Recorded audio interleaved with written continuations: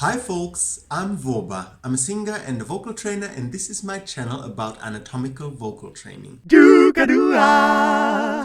Today I want to talk in detail about how to stretch your vocal cords in order to gain real range, real in terms of real vocal pull, without clipping off parts of your vocal cords, immobilizing the front part, or pushing more air through your throat in order to reach higher notes.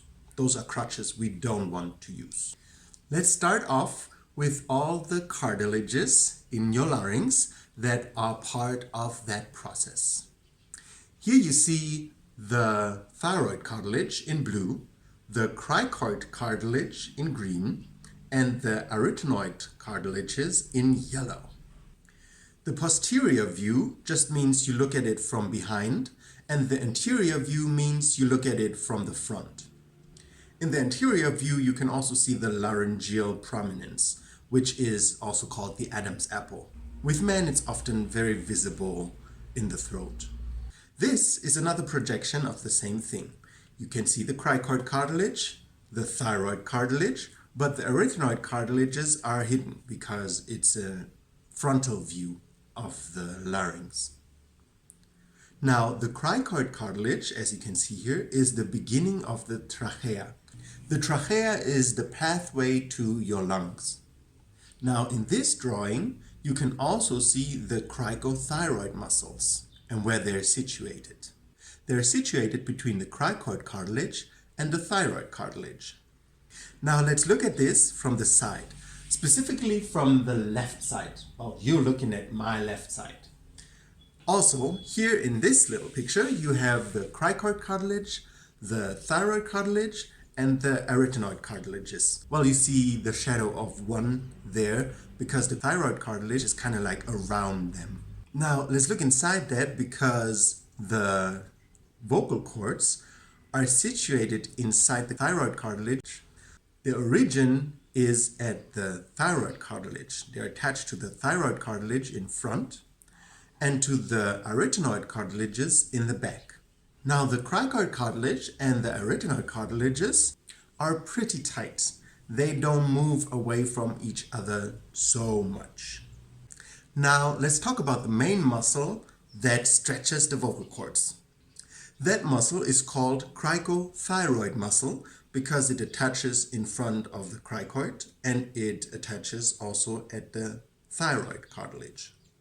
Now, that muscle has two parts, the cricothyroid pars recta and the cricothyroid pars oublique.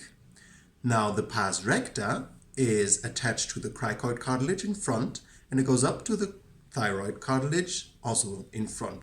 The cricothyroid pars oublique is attached to the cricoid cartilage in front and it goes to the back of the thyroid cartilage.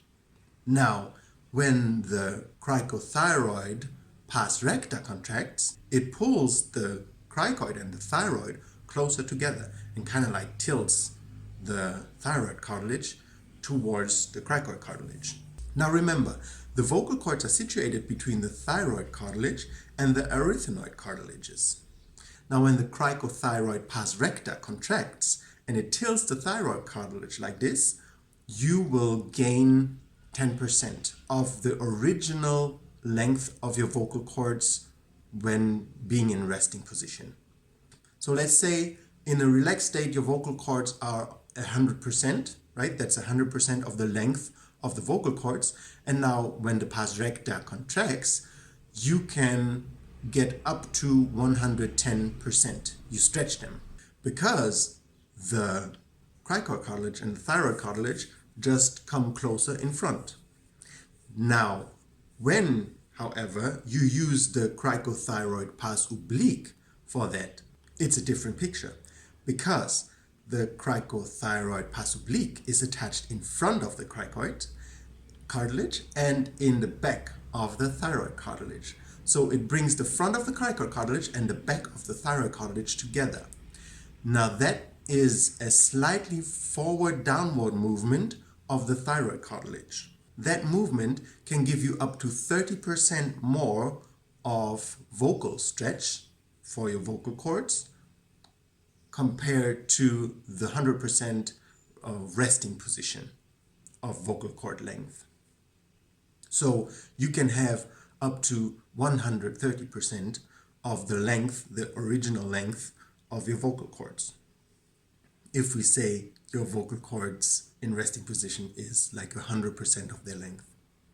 Now, the pars recta stretch, meaning the tilting of the thyroid cartilage, gives you these 10% more. 10% more is about a range of 1.5 octaves, a little more or less. The stretch that the Crico thyroid pars oblique provides you, these 30% more of your original resting position length of the vocal cords, equals a range of about 4 octaves. That's why I'm saying everybody can have 3.5 or 4 octaves, because everybody has that muscle. Now, our goal is to not use the pars recta anymore, but the cricothyroid pars oblique, simply because it gives us so much more range than the pars recta. Now, these muscles are so tiny, you will not be able to feel how you use them, how to use one and not the other. This is why it takes such a long time to actually learn it, because it's not so easy as like your arm. You can see, oh, now I'm bending my arm, now I'm stretching my arm. It's more subtle than that, and you have to do it with your ear, basically, to practice how to accomplish the pars oblique stretch rather than pars recta stretch. But if you have, after 1.5 or 2 octaves of your range, already problems, like you feel, oh, something's getting tighter in my throat, or I have to push more air in order to reach the note, then you know you're using the pars recta and not the pars oblique. With the pars oblique, 3 octaves is easy, you know. And the last octave you might, get your body to work a bit, but the 3 octaves should be easy peasy for you if you are well trained with the pars oblique stretch of the vocal cords. Now, this is a lot to swallow. It's a lot of information that I gave you in a very short time. Just go back and look at it again until you understand the difference anatomically between pars recta contraction and pars oblique contraction, because they're the same muscle, but we can learn how to use one more than the other. All right, that's a lot of input for today. Let me know what you think in the comments, and like and subscribe to my channel and the video if you like what you see. And if it helps you, always ask me questions. I would love to hear your questions if you have any. Have a wonderful, healthy vocal day, and see you next time.